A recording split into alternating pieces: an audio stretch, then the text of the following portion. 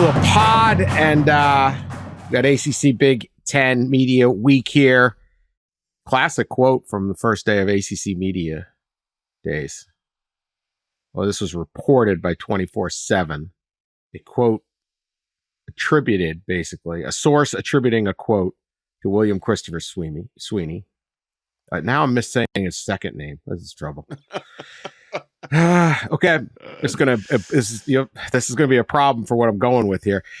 Quote, they're trying to drum up some interest in the old ACC, which I think there should be plenty, compared to the SEC. And here's the quote, according to a source: 2 years ago at the ACC meetings, Clemson coach Dabo Swinney complained about the ACC network's programming, according to sources, and asked, quote, "Why can't we have a effing Finebaum show?" Salty language. Dabo wants a Finebaum show to drum up excitement, some real personality. And, you get all 19 of your schools or 37 of your schools or 7, how many ever schools you got? Proper NIL deal. We're right here. I'll even learn how to say all the coaches' names for the proper. There you go. Had you ever in your life? I love Paul Finebaum. Okay. I consider Paul a friend. He's been great to me. I think we've always gotten along. But I mean, Paul was a investigative reporter, firebombing newspaper columnist. Absolutely. Everybody was on the hot seat, and then became this incredible personality on the radio. In my life, I never thought a coach would be asking for more Finebombs in the world. We need another. Unusual times we live in, Dan. What? We need more Finebombs? All right. What? No. If the ACC had a Finebaum, he would have been ripping Dabo for the last 2 years. Yeah, Dabo wants that guy. Yeah, I don't know that you want Finebaum, but we're here. Yeah, you can shave my head or something. I mean, what do we got to do? Do we have to relocate to Charlotte? That might be rough. No. Pat, thoughts on ACC needing a effing Finebaum show? Well, I mean, the ACC needs some stuff, but I would put having a Finebaum pretty far down the list. I would start with having more fans who are interested in football. That would seem fairly important. If maybe Finebaum can drum that up, I kind of think it has to be the other way around. The fans have to already be there, and Finebaum taps into them. But the fire on Tobacco Road for basketball doesn't necessarily translate very well to football. So you need some fans. You need more good players. You need more good coaches. You need more good teams. You get those things. You want to add Finebaum in on top of that? Great. He's number 4 or 5 on the list of needs in the hierarchy for the ACC, in my opinion. Yeah, it's every league seems to be kind of chasing the year-round news cycle and media coverage that the SEC football gets. I've even heard it from the Big Ten, right? I think I've said it on the show before, like, folks in the Big Ten have asked me why in March and April and May am I seeing SEC news continually talked about and coaches continually quoted, and there's a bit of the league slogan, right? In all of this, it just means more. It just means more fans that care year round about football, and so thus the media cares, and you have media personalities care year round.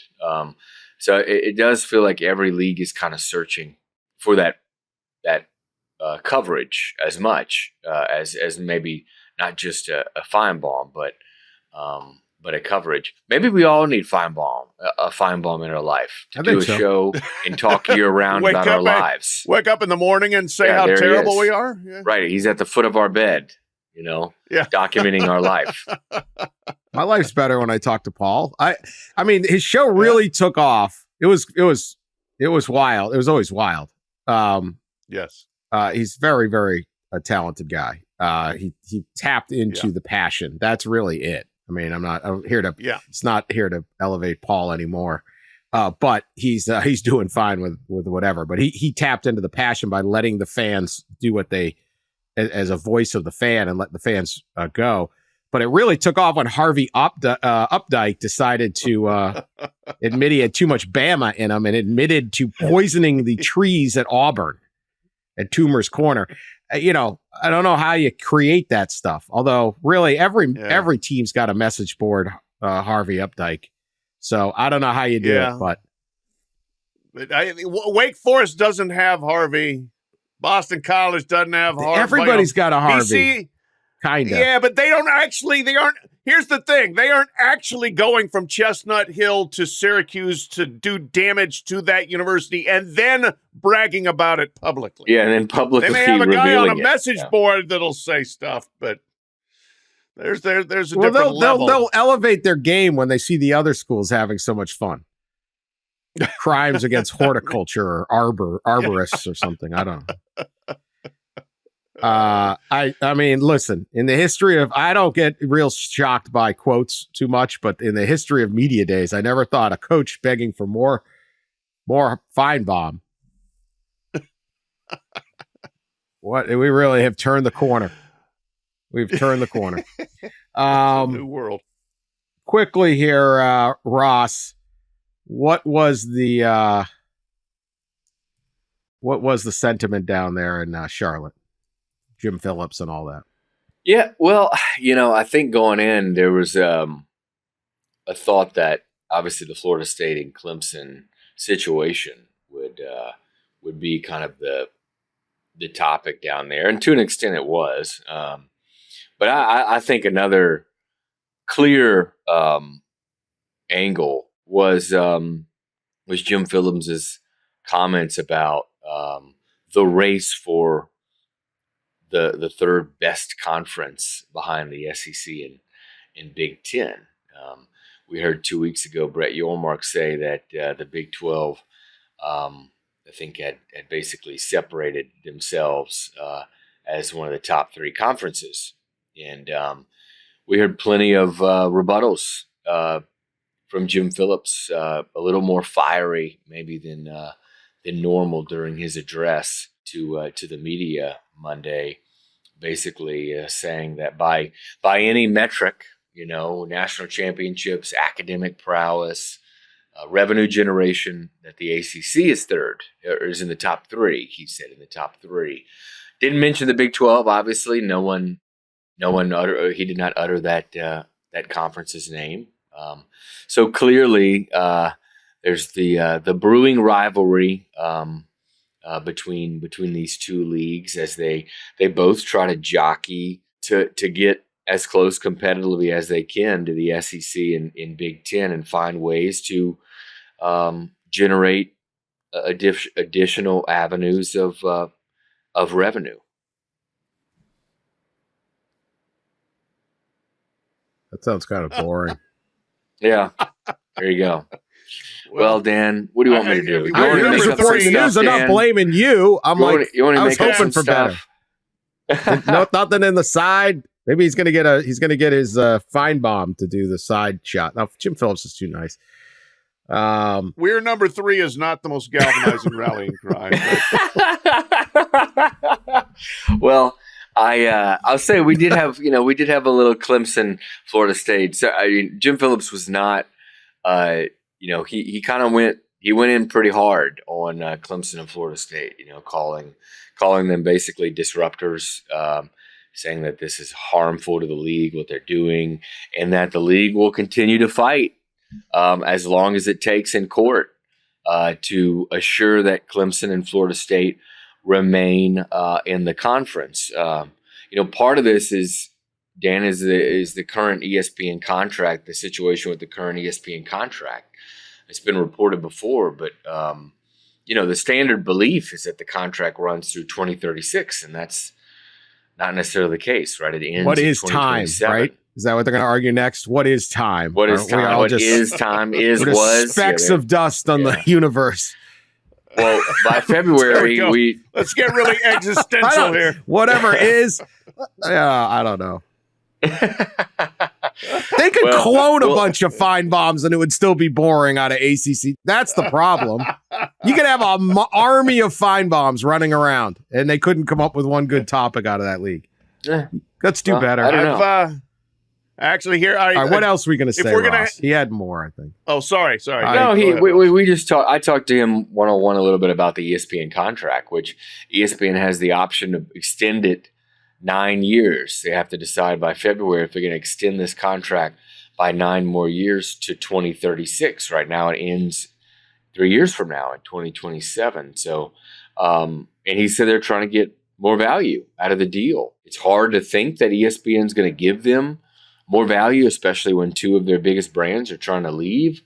But it's another avenue that the ACC is trying to explore to get ESPN to not only extend the deal, but extend the deal with more value as part of the contract. And just another way that, they're trying to get teams more money, and for the first time ever, he did lay out, the Success Initiative, this pool of money that programs will have access to now in the ACC. Basically, Dan, they took the expansion of the 3 teams. Each team got a pro rata share from ESPN, but all those programs, of course, Stanford, Cal, and SMU are not taking the full share.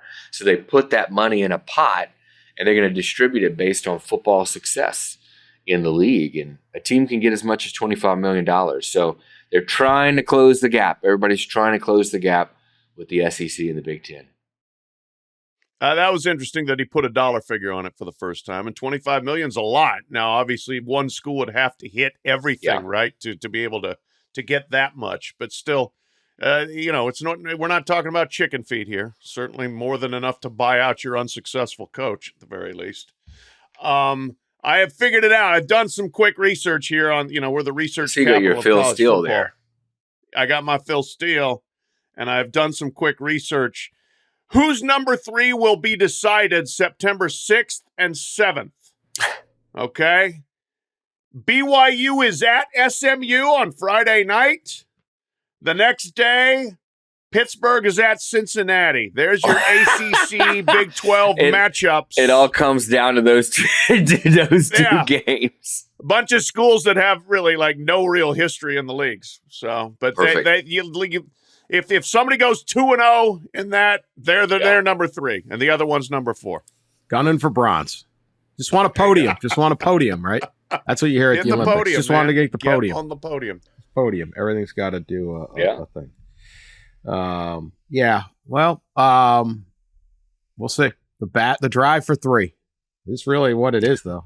Can't deny it. It is. No, I mean, it's true. All right, at least they're acknowledging that. Everybody's just kind of acknowledging that, which is interesting, right? They're not putting out any more fights with the SEC and Big Ten. Well, this is their own fault for having all of college sports judge success based on money.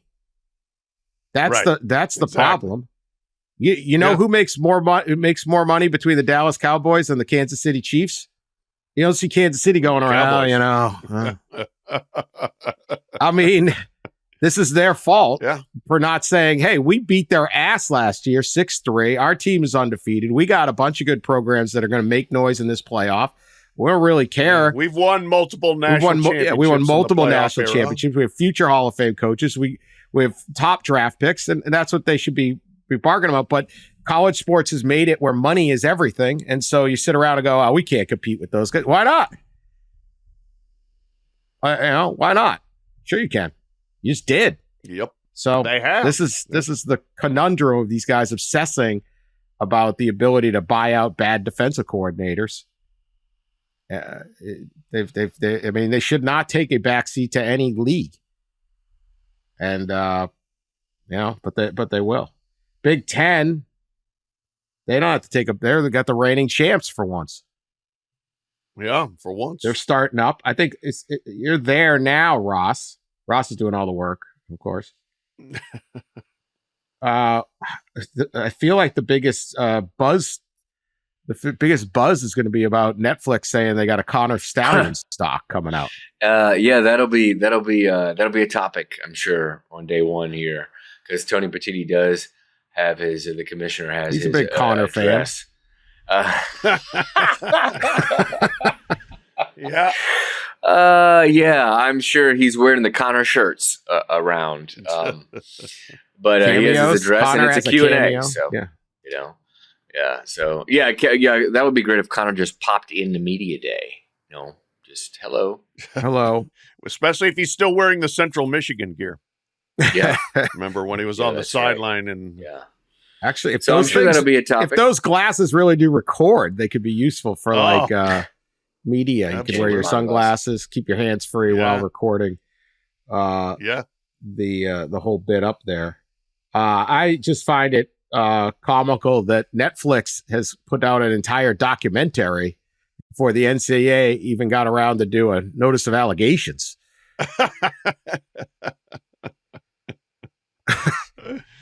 No, that's a classic NCAA timeline, and some of it's on them, some of it's on the school being investigated always. But I wonder, the NCAA, I think, just kind of stood down as an investigative body to a degree for a while, and maybe they've picked things back up. I don't know where things are with our man Connor. August 27th on Netflix. Okay. Connor Stallions, sign stealer, they're calling it. There we go. Accurate. One of the lead experts in the documentary, Dan Wetzel, maybe? Well, I don't know. We know sex sells in Hollywood, so you kind of, it'd certainly be good for ratings, but I don't know what's going on. Yeah. I would tell you, hint for the audience, when Dan says he doesn't know what's going on, he knows what's going on. I don't know what's going on. No, I don't know. Maybe August 27th. That's what the press release said. Sign stealer. Just in time for kickoff, baby. Just in time to get the season going. Perfectly timed. Of course. In terms of the NCAA, though, I almost said it's got to be soon, right? But what am I talking about? But it's kind of like, what exactly are they still investigating? Couldn't tell Are they waiting for the doc? Maybe they're waiting for that, Connor. Maybe. Connor. Maybe. I don't know. I think it's. Look, I never thought the scandal was as big as other people thought the scandal was, which is their opinion and mine. I just think there's a lot of sign stealing, and there's a lot of envelope pushing in every facet of the sport. So I wasn't quite maybe as outraged, but I certainly understand why some people were. But it still is remarkable. You had they won the national championship. Harbaugh was suspended for 3 of the biggest games. You had this huge tumult over the thing. A lot of it, I think, was kind of self-created by the way the investigation went down. And part of it was the circumstances in which the story broke. But this whole thing was chaos. And then it's sort of like, oh yeah, we're moving on to next year. Kind of odd, right? Yeah, you think? That story totally consumed the second half of the season, and it did lead to Jim Harbaugh being suspended for 3 games, and a cloud lingering over the top of it. I think Michigan winning the title after Harbaugh was suspended and after the jig was up, so to speak, took some of the fire out of it. That, okay, this team was clearly good enough to win with or without Connor Stallions. So I think that was part of the issue there. But, it's one of those things now. I like the rest of the Big Ten. The Big Ten was furious, and I don't blame the Big Ten for being furious. I thought it was completely not just pushing the envelope, breaking the envelope open and going into uncharted territory. And it was a novel cheating scandal. We usually have a lot of garden variety cheating scandals. This was at least different. But I would guess, Ross, up there, we're taping this Tuesday morning, you're going to get a lot of, that was in the past. We're done with that, from not just Michigan, but from everybody else too, because sitting around complaining about Connor Stallions ain't going to get you anywhere. Yeah, I would guess that's going to be the response from from many. I wonder if maybe we'll learn it today, but I wonder if the Big Ten is. I'm guessing they gave a no comment if Netflix called, if they even called or reached out. But it would be curious, if there was any communication between the league or even league members, other schools, and the folks at Netflix. I think Pat's point on. I mean, certainly there's still going to be people. And this is the nature of the sport and why it's fun and why Finebaum has a show, right? That Michigan didn't win. They cheated. Like, that's kind of just the basic premise of college athletics is you never lose. The other guys just cheated better than you. Yeah. So right. Bought the recruit. They did this. They fixed the grade. I mean, that's it. We didn't lose. So there's always going to be people like they should strip the title. But 13 NFL draft picks. They have 4 projected first rounders this year. And, 8, maybe 10 more draft. I mean, like your entire starting 22, when you're rolling 20 to 22 deep on NFL draft picks, it didn't matter whether you knew they were going to run the ball. This was it, right? And especially, I mean, this scandal would have been so much worse for Michigan had it, as chaotic as it was, if it had come out after the season. Oh, their ability to say, hey, huddle up. We don't have your signs anymore. You changed, right? And they still were able to beat Penn State, right? Ohio State, Alabama, and Washington, amongst the other teams. Right. I think it was like the game, the day, it was almost like 2 days after the first the scandal broke, they played Michigan State, and Michigan State ran all the plays in, and Michigan won 49-0. Right. And it was like, okay, this isn't like, how big is this? Now, I'm not saying that Michigan State was any good, but they beat the brakes off them without knowing what was coming. So, I think if this scandal had happened after, oh my goodness, Michigan never would have lived it down. It was, then there would have been no ability to refute the assertion that they won by cheating, whereas they did win without cheating, as far as we know, in the last 6-7 games. Whatever. Yeah, at least that kind of cheating. There might have been something. Who knows what else? I don't trust one of these programs, so I'm always like, oh, okay. Yeah. Like, they were more mad they didn't have Connor Stallions on the, like, he didn't grow, like, we need a Navy code cracker. I mean, how hard are these signs to steal? This is not like they're hiding aircraft carriers somewhere. It's like it's a signal to a bunch of exhausted football players that can be conveyed in like 3 seconds, right? It's like they got a picture of SpongeBob up on a platter board. I don't know. You had to be a genius to break this stuff down. Like, every team's got a guy. He's they act like, oh my God, he figured it out. Like, really? Like, defensive lineman just got knocked to the ground, had to stand back up, look, and he figured it out. Are we doing this again? Dan, how many people do they send out to how many games? Oh, like 1,000. A little more. Yeah, it was a little 50. More probably extreme than some other measures that other schools take. So we're getting rid of signs, right? Like, partially. No, we're not. Helmets. That's another thing. We're not getting rid of signs because they won't give enough players a helmet communication device, right? Number one, and number two, they've prevented schools from the wearables around your wrist. So there's still going to be signage. I mean, unless you start huddling. The teams that huddle, obviously there won't, because one person will get the radio call and then just tell the huddle. But there's going to be signage still. I think we'll see. Got to signal to your wideouts. Exactly. Yeah. Yep. Yeah. Yep. No. On defense, the secondary, and so on.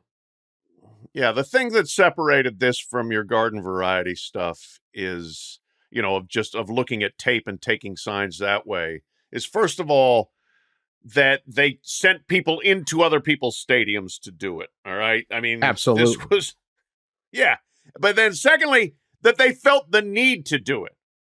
It's just like, that's the overkill and the hyper paranoia clandestine ops crap that tends to go along with football that you probably didn't need to do to begin with. So, like, why are you possibly doing this? And one of the big questions that was never answered was whether Connor Stallions dreamed all this up by himself or whether this was in cahoots with other people on the coaching staff. And that's what I would hope the NCAA is trying to get to the bottom of. Yeah, that would be a huge development in it. Yeah, I'm not saying, I mean, obviously, sending guys to the thing and filming, you do it. If it didn't work or matter, you don't do it, right? Yeah. So I'm not saying that. I think I was trying to say in general, like, it was like, it sounds so exciting, right? Sign stealing. And then you watch the signs and you're like, oh, like, I probably could do this. Like, it's not, I mean, it's just not that it can't be that complicated of a code that they have to crack when it has to be conveyed so quickly. So there's a lot to it. I don't know. I'm just excited to hear from Mr. Stallions. Yeah. Yeah. Well, you can pay him on Cameo. He'll talk to you. All right. We'll be back after this message. All right. Big Ten. We talked yesterday about how many ACC teams they could get in. I want to play a game of biggest disaster because we don't like to hype up the season in a positive manner. How big a disaster would it be? Like, on a scale of 0, I guess, like, we're throwing a championship parade to we poison our own trees. If these teams did not make the playoffs. Because, it's funny, this expanded playoff provides tremendous opportunity for schools to make the playoff. It also makes expectation that you're going to make the playoff. So it kind of works both ways. And so I don't think, we'll play the game. How big of a disaster would it be if Ohio State didn't make it? The biggest disaster. Yes. Yeah, it would be the biggest disaster of any other school not making it. Yeah. Yes. Whatever the scale even is. Georgia. Even if we went nationally, even Yes. Georgia could miss it and they'd be like, yeah, we still won 2 titles. Like, flee Columbus. The city may not exist after. Yeah. No, that is the ultimate Armageddon scenario. Yeah. Cannot happen. If it does happen, everybody loses their jobs. Yeah. 13, 15, maybe plus $1 million on a roster. You better make the playoffs. Yeah. And I mean, bare minimum. You gotta go at least 9-3, I would say. That'd be about right. Worse than that. Yeah. Can't be any worse than 9-3. Look at the schedule. And you probably would want to, guarantee yourself. I mean, because 9-3 still might be outside. I mean, look, it depends on your strength of schedule and your losses. Ohio State's going to be in this playoff, okay? But they are at Oregon, they are at Penn State, and they still play Michigan. So there are 3 games on the schedule that, if they lost, would not be complete stunners. Imagine if they're going into that November 30th game against Michigan and they had lost. So anyway. Yeah, and they're 9-2. That would be bad. Again. You have to go at least 1-2 in those 3 games. And there is no way on the planet, unless Will Howard somehow can't play quarterback after showing he can play quarterback pretty well, that they lose those 3 games. And but then, would be an Iowa or Nebraska or something like that. They went with the Michigan schedule. Remember, Urban was criticizing the Michigan schedule, and then Ohio State did it. Akron, Western Michigan, Marshall. They should get some guys suspended. Brian Day should get himself suspended for 3 games because he ain't going to get a little time at the lake house up in New Hampshire or something. All right. How big a disaster would it be for Michigan to miss the playoff? Scale of 1 to 10? 3, 4. I don't think it's that big a disaster. First of all, they're still floating on the pink cloud of joy from last year. So that satiated, I think, a lot of desire. They, I think, can have some intellectual understanding that Jim Harbaugh is not there. Most of the staff isn't there. And most of the good players aren't there. They do still have some very good players, as you pointed out, but new quarterback, a lot of new skill talent and linemen offensively, should still be really good defensively, but I can't imagine, like, Ann Arbor is not melting down in angst the way some of these other places would if they don't go. Yeah, I agree. Did we put a number on Ohio State? Is it 10? 10. 10, yes. 11? Yeah. Thermonuclear 11 out would of be 10. the Yeah. protect the reactor. Don't they all have nuclear That's right. reactors at these schools? Yeah, losing so many people at Michigan and your coach, I think the expectations are certainly not what they are in Columbus. Also, again, potential losses, right? Texas, they have an incredible home schedule. Texas, USC, Pat's favorite game of the year. Oregon visits, and then they're at Ohio State. So you need to go 2-2 among those and win everything else. That would get you in probably 10-2 with wins over 2 of those 4 teams. And then you've got to survive at Washington. I mean, you never know what the Michigan State is always tough for them. Fresno is the opener.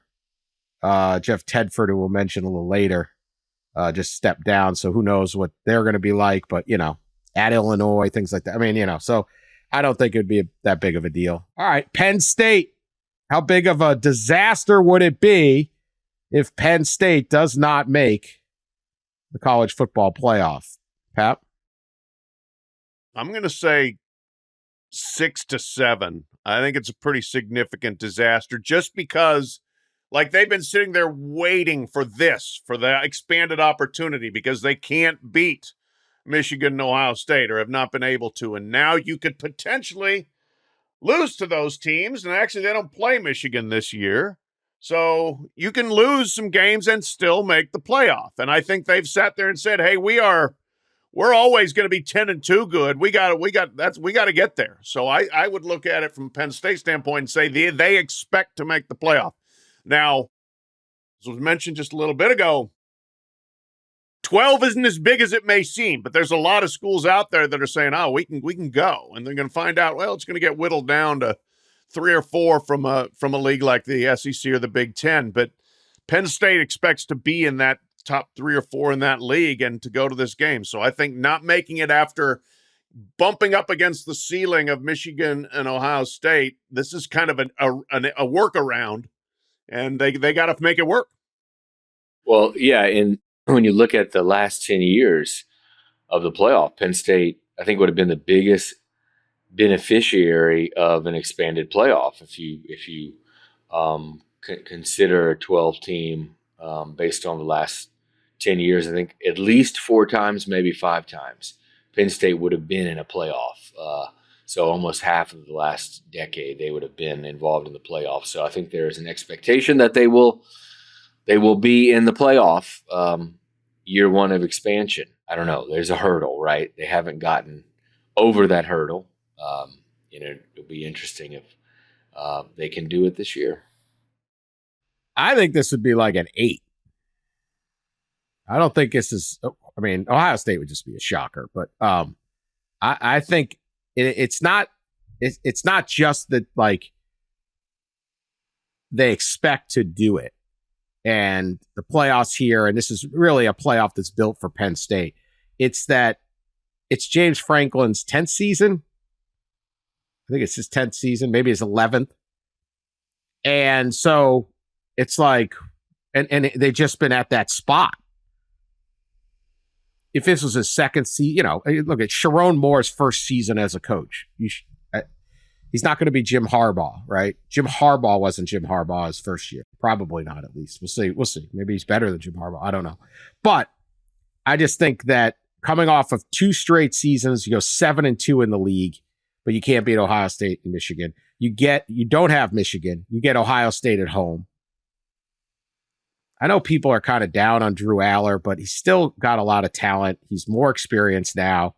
He's back in the same system, which in college football we have seen that second year as a starter, let alone third year or whatever, generally performs better than does really well. Even the transfers that stick around for an extra year do really well. I just think there's so much expectation of, like, dude, we can't be in the top 12.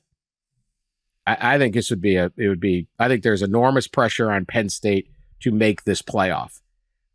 Looking at their schedule, at West Virginia, tricky game. They should beat them, but you still going to be a tricky game. They're at USC, at Wisconsin, and they get Ohio State at home. Those are the ones that stand out.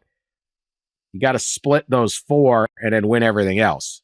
And, they're at Minnesota, like November 23rd. Like, Minnesota's not bad. Like, who knows what the weather's going to be like, or Maryland's. It's just they need to do really well. But I just think there's enormous expectation of, like, if we're not going to make this playoff, then what is this program? And it's a great program. That's the thing, right? You're going 7-2 in the Big Ten every year, most years. You're a top 15 program. But if you're top 15 program, you got a top 12 playoff. You got to find a way. So I think it would be quite problematic. All right, you talked me into it. I'll go with 8. All right. Okay. Yep. Oregon Ducks. You wanted to come to Broadway. Now you got to deliver. No more hiding out in the West Coast. You're in the league. You've got all of this going. A lot of They have a great team. I think everyone's got them preseason top 5. I'm going to expect maybe 3, 4. I don't know. We'll see where they're at ranking, but they're pouring tons of money in. You got Phil Knight watching over. Before he moves on. Yeah. Before he moves. I mean, we all move on. We all move on, Ross. One day. Yeah, One day this podcast will sign off. The world will be a poorer place. Be a poorer place. Sure. But hey, it happens. Pat, 1 to 10 disaster in Eugene if they don't make the playoff. I'd put it as an 8. Possibly even a 9, but they have a good fan base, but they don't have a insane fan base that's going to lose their minds quite as actively, I don't think. But in terms of talent on the field and, the proverbial program alignment and, yes, getting your shot in this new league and your chance to prove yourself, if you somehow go from the top 5 to not making the playoff, the automatic thing that's going to get thrown in your face is, well, you're just not good enough for the big time. You left the Pac-12 and you came to a real league, and now look what's happening. So there's pressure on him to do it. Dylan Gabriel's got to step in and be really good, which I'm assuming he will be because he's been very productive his whole career. But everything else is in place. I mean, they've got a lot of good players there. Schedule is a bit tricky. Boise State, second week, no cupcake. At Oregon State, think there's going to be a little emotional freight involved there in Corvallis. Then you got Ohio State. You've got at Michigan. You got at Wisconsin late, November, 16th. I am rooting actively for that to be 28 degrees and snowing. Oregon is not exactly like a place where it's soft weather-wise, but 28 and snowing is a whole different deal than what you see in most of the Pac-12. So it's not going to be easy, but they should get there. They absolutely have the talent. I'm putting them number 3, I believe, or maybe 4 preseason, and they should be able to make the playoff easily. Or Oregon, like Penn State, one of those teams that in an expanded playoff the last 10 years would have gotten in quite a bit. I think it's 3 times they would have gotten in. So if they can just do what they've been doing, they should be in the playoff. But like Pat said, new league, pressure's on. Obviously, in the Pac-12 is a little different. I mean, if you take out the COVID year, I think Oregon has had a 10-plus win season, 4 straight years. That should get you in the playoff in the Big Ten. But can you keep doing that in the Big Ten is the question. But Dan Lanning has built an incredibly talented team. And I think when you talk to coaches who compete against them, the first thing most of them say is on the defensive and offensive lines is where Dan Lanning is really stacked it, and what separates Oregon from all the other Pac-12 teams. That separator isn't going to be the same in the Big Ten, though. So that should be really interesting to watch. I would put it somewhere around what Pat said, 7-8 level of expectation. Yeah, solid 8. It's the expectation is there. We're in the playoff. We're going to make the playoff. A couple things. One, we do not know how a Pac-12 built team will compete week in, week out with the Big Ten. I'm not one of these guys. Oh, they may not have. Maybe they do. Maybe they have more. Maybe they, who knows? But we don't know how that works. It is a transition. I'm dying to see the travel here. Yes. It takes something out of you when you're going west to east. Look at this stretch. Okay, they go to UCLA again. The first they got to win all but 2. They got to survive Boise and at Oregon State. Okay, they get a week off. They're at UCLA. Okay, that's not changing time zones, but they get Michigan State at home. They get Ohio State at home. All right, this is the stretch. Ohio State going to be a monster game. Okay. Yep. Then they go Friday night at Purdue. Then they come home to Illinois. Purdue and Illinois are not jokes. I don't think they're going to be. I think they'll be that Friday night at Purdue. If you beat Ohio State or whatever, that's going to be a wild scene. They get by Illinois. They got to go to Michigan. Then they go back to play Maryland. Then they go to Wisconsin. That's a lot of trips back and forth. NFL teams would be concerned about something like that. So that's an X factor that we just don't know. By the time they get to Wisconsin and they just kind of gassed out, or there's a lot of, and again, weather, all of it. So we will see. All right, USC, similar deal, the travel at least. Expectations for USC 1 to 10. Or anger. What is it? What do I call it? Disaster meter. 5. I'll say, it's conflicted here. USC thinks highly enough of itself that they think they should be going to the playoff. And they hired Lincoln Riley to go to the playoff, not to, go 8-5 like they did last year. So there is expectation. There's pride. There's vanity. But again, this is not the Ohio State fan base in terms of you're not going to have 4 million people actively losing their minds when they lose a game. And their schedule is wild. I mean, it is wild. You start with LSU, you end with Notre Dame, both of whom are playoff contender teams. And then in between there, you go at Michigan, you got to go at Minnesota, at Maryland. So there's 3 trips, like Dan was saying, and that's in a span of 6 games, right? 5 games. That's September 21st to October 19th. You've got, I think, a sneaky game against Nebraska out in Los Angeles in November. You got the rivalry game with UCLA. Wisconsin and Penn State. US. I mean, the schedule. The schedule is, it's a rough one. So if you're a USC fan and you can look at this objectively, say, well, we lost a Heisman Trophy quarterback who went number 1, and we're into a new league, and the non-conference schedule is silly, and the conference schedule is hard. I'm not that worried about it if we don't go, so I'll say a 5. Yeah, if you look at the schedule, they might be, preseason, maybe underdogs in 4, maybe 5 of the games. If you go down there, it's pretty brutal. Shouldn't be to the level of any more than in 5 or so. Although, as Pat did mention, they hired Lincoln Riley and paid him all the money that they are paying him to go to the playoff no matter what. So didn't hire him to go 7-5. Let's put it that. Yeah. That's right. All right, one more, and then I don't want to go through all of these. There's no disaster meter if Purdue doesn't make it. But Wisconsin, second year of Luke Fickell. They get Alabama at home, and then the schedule is not bad. They avoid both Ohio State and Michigan. They do get Penn State at home. They play, and they get Oregon at home.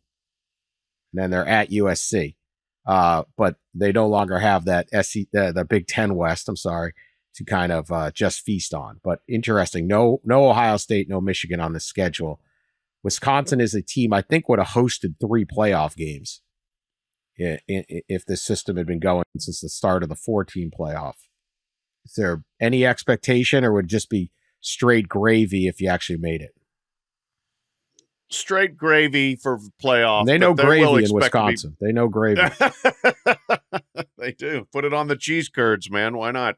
They it would be straight gravy, but there's expectation of being better than 7-6 because that was Luke Fickell's first year. And if he can do what he did at Cincinnati, which was, just kind of muddle through the first year and then blow up in the second year, okay, if he can repeat that, then we got something. I do think we probably haven't been talking or thinking about Wisconsin enough. They'll get a chance to prove whether they're for real. I mean, Alabama comes to Madison September 14th. Then they go to Los Angeles September 28th. So by the end of September, we should have a pretty good read on the Badgers. This is the second straight year they've gone rent a quarterback. They got Tyler Van Dyke from Miami, who had some great time down there and then some not very good time. We'll see which one they've got. I think it's a big year for offensive coordinator Phil Longo, who's brought, kind of more of the spread no huddle to a place that's never been spread no huddle. And Fickell really wasn't that much that guy either, to a degree. But so I think he's got to show that they can actually make that work in Madison. The Alabama game is so interesting, right?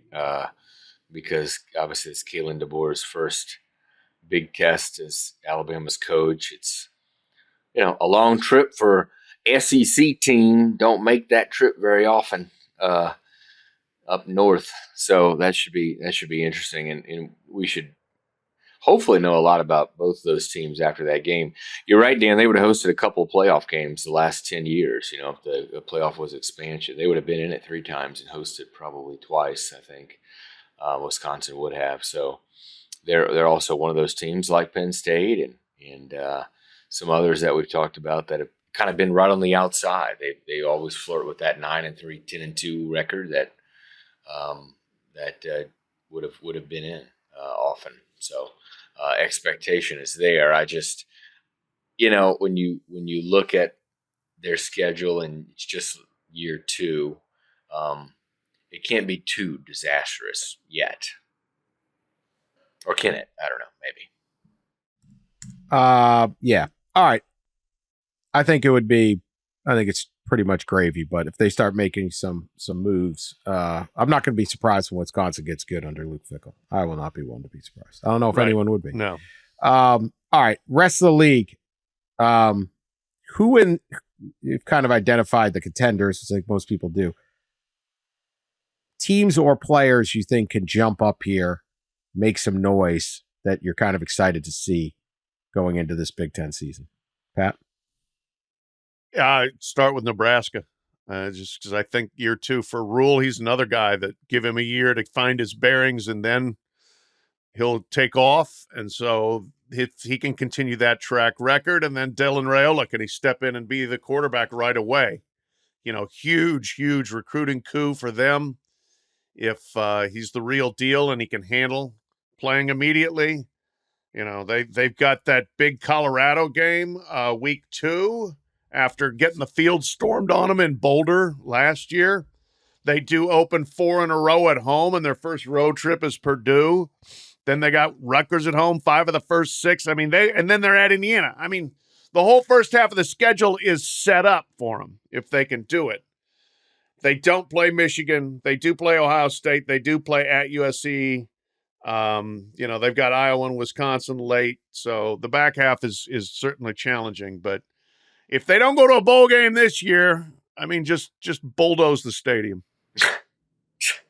Yeah, Pat took mine. That was Nebraska's the one that I would have said as well, along with their quarterback Dylan Raiola. I visited there not too long ago, and man, their new facility is just about as nice as any in the country. It's incredible the amount of resources they have there.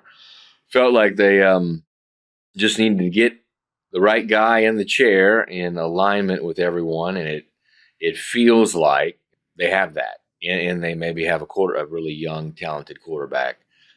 So yeah, that would be the team that I would circle as well as a kind of a dark horse to maybe even, who knows, maybe even make the playoff.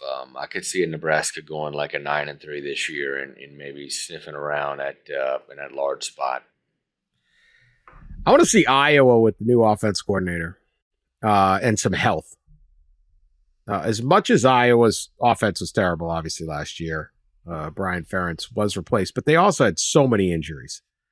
And if the defense remains at where it's at, I'm really intrigued at what Iowa could do. All they needed was just a slightly below average offense. They won last year. It's going to be a different schedule. They went to the dang Big Ten championship game. And they won the West. Which absolute travesty, but whatever. Well, yeah. But, I think it's like Iowa's the easiest team to ignore, but they're always there and they're not easy to deal with. And I think they've got such a defensive system and the talent they're fitting the people in. So I want to see what Kirk Ferentz gets done there. I think that's a big one. The other is Rutgers that I think has slowly been making. Rutgers and Maryland have this continually made progress, and you wonder when that breakthrough season happens. And getting rid of divisions helps those guys. Very much. They were staring in the Big Ten East, just up at Ohio State, Michigan, Penn State. Really tough. And then new coaches at Indiana and Michigan State, I think, are going to be interesting. Both schools feel really good about their hires and where the program's going. How long will that all take? We'll see. First year, I don't think you got a lot of expectations, but I think there's a lot there in the middle that maybe the Big Ten's a little more interesting than normal. And there's Northwestern, no stadium. They tore their stadium down. Yeah. Yeah. That's going to be interesting, right? And they've got it converting like a practice field almost. Yeah, right by the lake. Yeah, right by the lake. That's going to be some. That could be some practice chilly where you games play. Yeah, and then some games at Wrigley late in the year, I think, because after the Cubs are done. Yeah. Dan mentioned Rutgers. That's a good call. You looked at their schedule. They miss Ohio State, Michigan, in Penn State. I wouldn't say miss it. I wouldn't call missing it. Yeah, they're not missing them. Yeah, imagine going from that division with all those teams, and then boom. Yeah. Oh, that's a bouquet 10 years in the making of. Yeah, sorry, we stuck you with playing those every single year. But if that Rutgers gets a quarterback, their quarterback play has just been brutal. Their passing game has been brutal the last couple of years. If they can get anything out of that, it's a Schiano team. They're going to run and they're going to play defense. Wanted to bring this up. Jeff Tedford has retired due to health concerns. Again, he was coaching Fresno State. He had to leave Fresno in 2017 to 2019. He coached Fresno, then left for health concerns. Kalen DeBoer came in. He had built that program really, really strong and took over and then got the Washington job in 2022. Tedford returned. In 4 of his 5 seasons, he went 10-4, 12-2, 4-8, 10-4, 9-4. This was 5 at Fresno. Prior to that, I had a tremendous run at Cal, considering what Cal is, including coaching Aaron Rodgers and really making them. They finished 9th one year in the playoff in the rankings, 14th another time. Never could quite get his health together late, and we wish him well. He's only 62, so hopefully he's healthy and goes on. But I always thought Jeff Tedford was one of the best coaches in college football, and I really liked him at Fresno because I think that's just a great football community out there, and he had made the Bulldogs really, really strong. Did you ever cover him? How much did you cover him, Pat, through the years? I did, yeah, and I agree completely. I just thought the world of him as a coach, and pretty understated guy, not a big salesman type, just liked coaching and building programs and did an unbelievable job of it. Great quarterback coach. And yeah, it was great. A really nice fit with him at Fresno, and I'm sorry to see him have to step away. And, there haven't been a lot of information about the health issues, but hopefully, it's not something life-threatening there. But I've said many times, I maintain the 2004 Cal USC game in the Coliseum was one of the best games I've ever covered. That was Aaron Rodgers against that ridiculous USC defense when they went on to win the championship. And that was big time football. It was my first year working for ESPN, and it remains like one of the gold standard games. And get Cal to that level was you're a damn good coach. Coached 5 first-round picks at quarterback through his career, including his assistant. Trent Dilfer, when he was at Fresno as an assistant. Achilles Smith and Joey Harrington when he was at Oregon. Then Kyle Bowler and Aaron Rodgers. He recruited Jared Goff, but did not actually coach him. But that was pretty good. All right, we're going to conclude here. It's just Pat and I again. Ross had to upload his show and then go meet more important people than us. It's just... He had to go loiter around lobbies with various Big Ten. Part-time. He's going to break a story, though. That's the good part. Daily Mail coming through here. Our old friend. Yeah, it's really a report on McDonald's. McDonald's quietly confirms it is killing off one of its most divisive menu items ever, leaving fans torn. If you think I'm gonna, that's clickbait right there for me. Divisive? Yeah, what would be a divisive McDonald's item? I know what my prediction. What is it? But McRib. The McRib is not doesn't even have bones. Okay. Yeah, the fake bone thing. Yeah, like, come on. It's just like, what is that?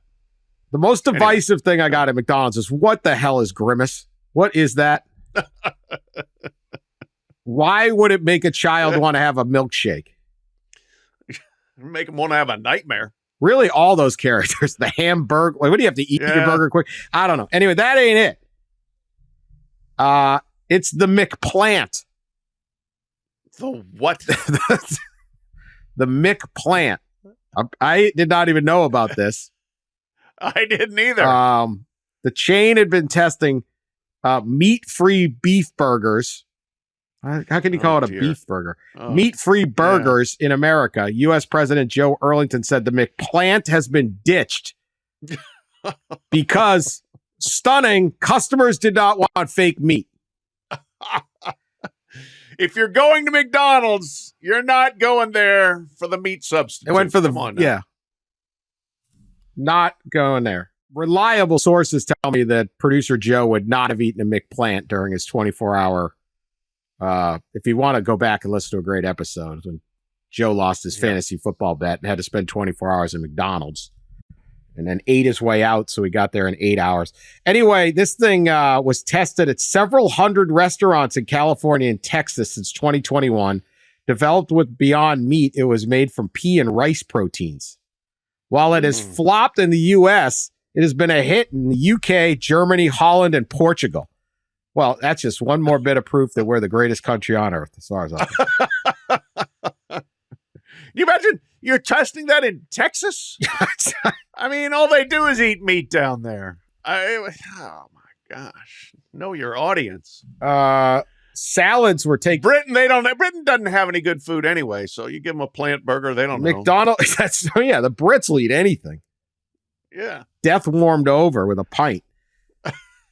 McDonald's is now shifting its focus to chicken, which has become more popular among its customers than beef, partly due to lower costs. I did not know that. Chicken nugget, I guess. Wow. Salads were taken off U.S. menus at the start of the pandemic. They will not return. Wow. Here's our guy, Erlingen, the McDonald's expert, telling Bloomberg, if people really want salads from McDonald's, we will gladly relaunch salads. But what our experience has proven is that's not what the consumer is looking for. Yeah. So why did you try to come up with a plant burger? I don't know. They did. The McRib is returning to America later this year. Okay. That's my divisive menu item. McDonald's knows the McRib brings customers into restaurants and drive-thrus. I cannot imagine. Like, really? Does people sit around and say, where do you want to eat? Oh, I want that McRib. Really? Oh, they got a big picture of the McRib there. Yeah, I don't know. Not a McRib. I don't have the visceral anger you have at this thing. I do. It's like pressed pork meat, like where it's not how that works. It's not. That's not how you get ribs. It doesn't look like that. It's not a ribs. No. It's McRib. Yeah. Well, the Mick is doing a lot of work there. McDonald's has brought bagels back to its breakfast menu, so I guess people are excited. Okay. I don't know. Anyway, that's our McDonald's news today. All right. People like the McDonald's I mean, news. to keep you up to date. We're giving the people what they People want. are like, how can you talk about? It's like literally the most popular restaurant in the country. What do you want me to say? Yeah. Billions and billions served. Just nobody admits it. Nobody really goes. There you go. Don't be looking for no McPlant. What a terrible name for a